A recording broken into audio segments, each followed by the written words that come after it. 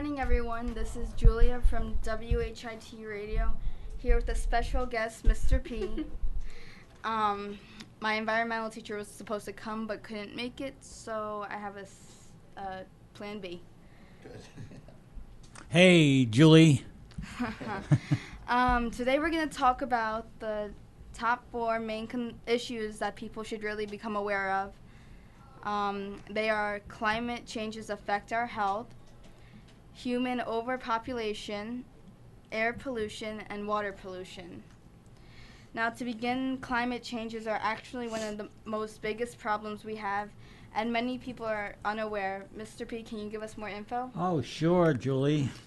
Weather and climate play a significant role in people's health. Changes in climate affect the average weather condition that we are accustomed to. Warmer average temperatures will likely lead to hotter days and more frequent and longer heat waves. This could increase the number of heat-related illnesses and deaths. Increases in the frequency of extreme weather events such as storms could increase the risk of dangerous flooding, high winds, and other direct threats to people and property. Warmer temperatures could increase the concentration of unhealthy air and water pollutants. Changes in temperature, precipitation patterns, and extreme events could enhance the spread of some diseases. Although the United States has well-developed public health systems compared with those of many developing countries, climate changes will still likely affect many Americans. In addition, the impacts of climate change on public health around the globe could have important consequences for the United States. For example, more frequent and intense storms may require more disaster relief, and declines in agriculture may increase food shortages. Wow, that's pretty scary. Before we move on to the next issue, I'd like to talk about the impacts of these heat waves we could be experiencing soon. Now, I read that heat waves can lead to heat strokes and dehydration. Also, they are the most common cause of weather-related deaths. Excessive heat is more likely to impact populations in the northern latitudes, where people are less prepared to cope with the excessive temperatures. Young children, older adults, people with medical conditions, and the poor are more vulnerable than others to heat-related illnesses. Wait, so heat waves can kill you? Yes, Kayla. I can die from a heat wave? Yeah, many have. If you don't have like an air conditioner or something. Many older people die just in their apartments because there's no ventilation. That's why when there's like a shortage, like if you were in the city and one of those apartments, or I don't know, what are they called? Like the old Tenements. the old lady homes? Tenements. Oh, old lady homes. Old age homes, yeah. Whatever. When if the air conditioner breaks or whatever, they usually have to evacuate them to a cooler spot so they don't die. But yeah, climate change could lead to even warmer temperatures in the city. This would increase the demand for electricity in the summer to run air conditioning, which in turn would increase air pollution and greenhouse gas emissions from power plants. Okay. So, when they evacuate people, that means they're at risk. And that's a problem. And people that are very old can't really, they don't have access to a lot of transportation, or they don't have a car, or they can't get to a car. Some might gets not very have family near them. Excuse me, Julie? I said some might not have family members. They don't have family members. Nobody's looking in on them. There's a lot of people out there that are very isolated, whether they're old or not. But they seem to be more isolated as they get older. And some of them, many people don't have families, or they have families in the area. So it's a very risky situation. Yeah, it's pretty dangerous, and it's something that we can't really control on the spot. No, we can't. All you can do is, if you know an older person that's living alone, check in on them once in a while, give them a call, and especially if it's hot, very hot outside, or there's other issues, climate issues, check in on them, and sometimes they're incapable of even phoning for help. So, serious issue out there. And, heat waves, or sometimes in the winter their heating will break down, and some even freeze to death. So it's a tough situation. All right. Well, our next discussion would be about air pollution. So, Mr. P, could you start us off with that one? Well, air pollution, as you know, is caused mainly by cars and industrial growth. It's just contaminated everything. The rivers, our food. Right now, our auto emissions are a lot better than they used to be, but there was so much gases released and carbon dioxide that it really impacts the world. And I think one of the major problems with our environment and why we have global warming is that the gas house effect, where these pollutants are trapped, and you can't breathe, especially Mexico City and places like that are in like a valley. Traps all the pollutants. You can hardly see sometimes. The pollutants make it like there's a thick fog around everything, and obviously it's not good to breathe in. And parts of Los Angeles and other areas in the United States, carbon monoxide, carbon dioxide, whatever. These pollutants are, you can see them. And if you can see them, you can imagine what is coming into your body when you breathe.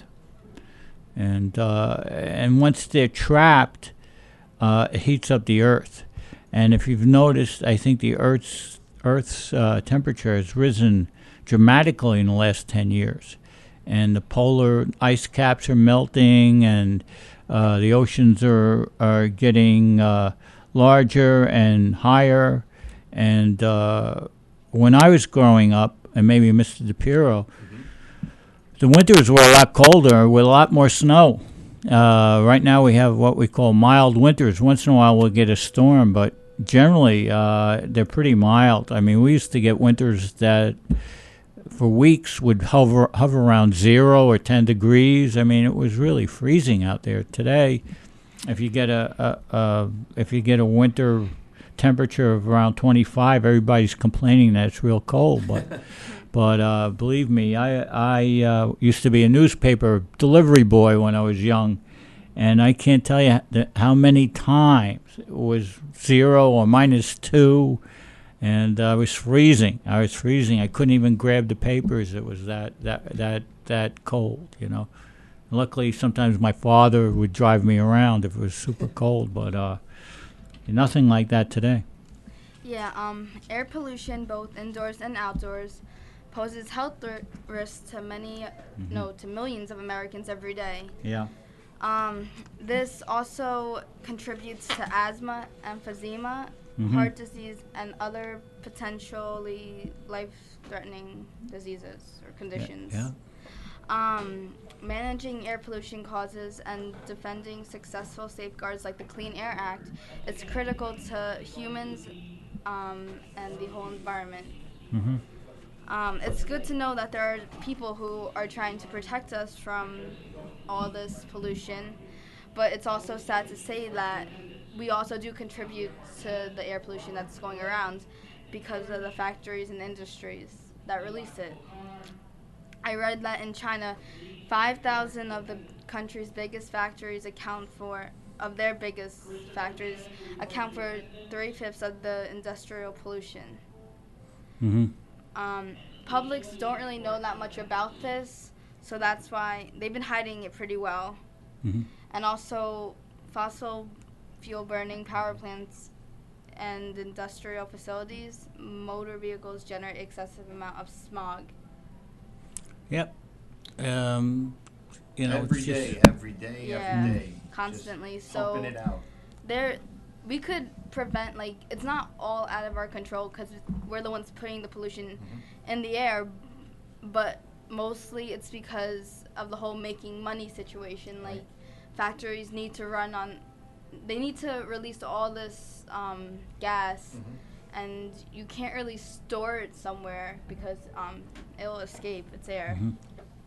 And then it'll be dangerous just to store it. Mm-hmm. You know, yep. where do you store it? But yeah,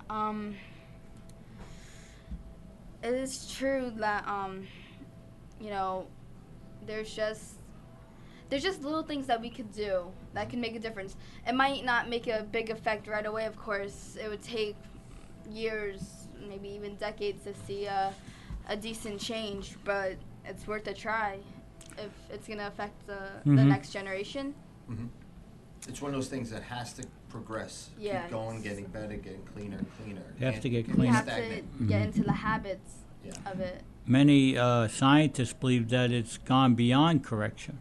Yeah, it's pretty bad now, including because the whole technology Right. is just becoming Mm-hmm. better, Mm-hmm. but there are downfalls and disadvantages. Right. Another thing that's been getting polluted a lot is our water. Right. Clearly, we need water to survive and to live a healthy life, but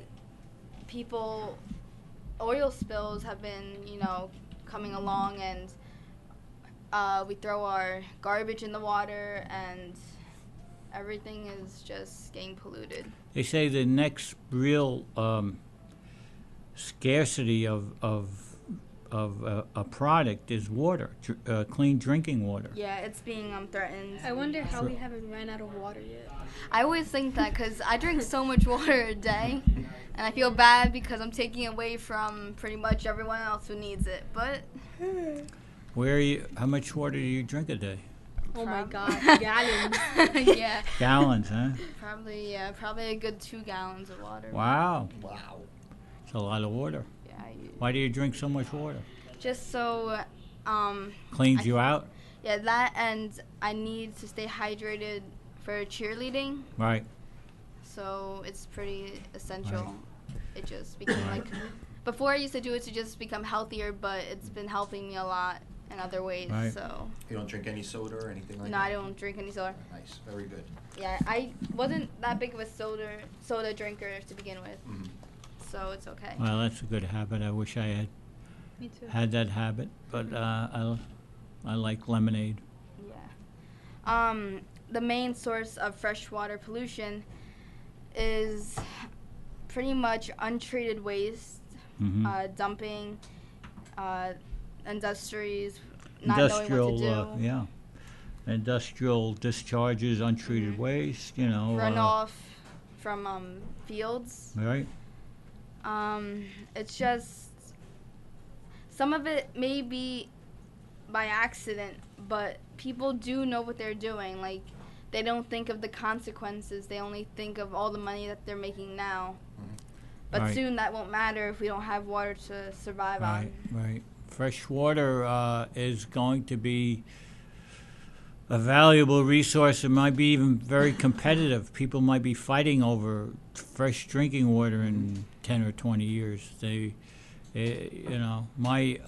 have a broker where I buy stocks from. He said the best stock you can buy is water stock, clean water stock, because that's going to be like the most important thing. And it is, and for years, industrial wastes have been just allowed to infiltrate freshwater streams and rivers and tributaries, and we're paying the price now. I mean, Yeah, we are. it's Sewage too in like sewage. urban areas. Yeah. is Just also dumping. harming us. And it's good to see people like you who are wanting to change all of this. Yeah. You know, it's your I mean, I don't know generation. how much I could do, but I am aware of all the consequences that are going to come out of this. Right. And it's just people who are careless about what they do. Are you careless? Do you litter? You don't litter? No, I actually don't. You really I actually don't? get mad when I see people litter, and I actually just pick it up myself and throw it away. You really? Yeah, I do. Mm-hmm. Do you, Kayla? No, I don't, honestly. I bet you don't. I don't pick up after other people. I'll pick up after My myself. mom like yells at me and says like, "What are you doing?" I was like, "I'm just picking up." I don't know what to say. But yeah, there are ways to prevent this by just making efforts to conserve water by turning off the tap when running water isn't necessary. I This do pr- that. You do? Yeah. Yeah, I don't use I just water. started like last year though. Oh. Well, You know, you help a little. another That's good, problem is the overpopulation. We used to be around 1 billion people on this planet around 100 years ago. We're around 7 billion people now. Yeah, we. So the 7 billion people drink a lot more water than 1 billion people. Yeah. So what's going to be like in 100 years from now when there's maybe 21 billion people on We this need planet? to stop making babies. Yeah, and Yes. there's a way to stop it. You know, a simple way. Which is Use protection Mm-hmm. and don't be stupid. Okay, and Because young girls are bringing in all these kids that they don't like they don't even 15, 16. not even younger. Other Okay. countries, it's actually acceptable, and even people who some of it's all about religion, I think, right? Because some Christians or Catholics or whatever religion believe that you shouldn't be stopping Birth. God's creation right. or whatever they believe, but still, you know, it could always wait. In China, they only allow 1 child per couple, right? Now they do because they're so Yeah. overpopulated. Right. But Everybody's single children out there. yeah, but regardless that they're still kids and they're still here. It's not like Yeah. they could get destroyed and like I mean they could, but clearly it wouldn't be right. Yeah. But this overpopulation situation has restrained us from using certain resources, the basic ones like food. Kayla, we all know you love food. Yeah. 1 billion Right. people, 1 out of every 7 people alive go to bed hungry, which is not you, clearly. Really? Well, Kayla One looks out of like 7 she could people? use a good meal once in a while. She She's not overweight.